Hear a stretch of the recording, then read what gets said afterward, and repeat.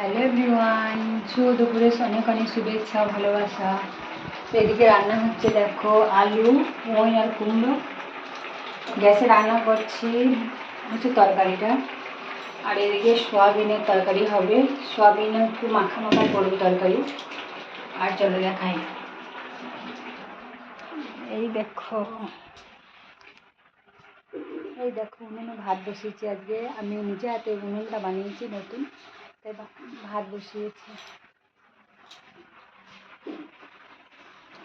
ভালো জ্বলছে, দেখো উনুনটা। টিনটা কেটে হাফ করেছি।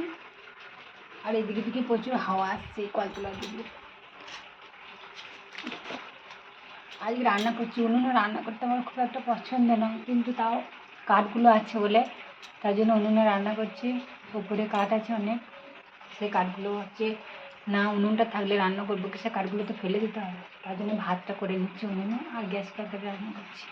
তো চলো, উনুনে রান্না করলে তরকারি খেতে খুব ভালো লাগে, আর উনুনে রান্নাও তাড়াতাড়ি হয়ে যায়। কিন্তু এই দেখো বাসন মাজতে গিয়ে, হাঁড়ি মাজতে গিয়ে হাতে কালি হবে, তার জন্য উনুনে রান্না করতে চাই না। আর বাড়িতে কোথাও উনুন করবো, তার জন্য তুলা উনুনটা করেছি, আর টিনটা হাফ কেটে দিয়েছি, দিয়ে উনুনটা বানিয়েছি। তা ভালোই জ্বলছে উনুনটা।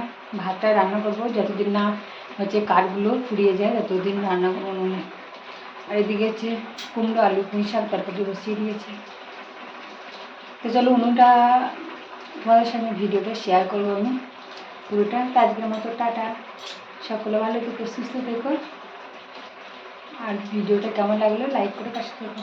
টাটা।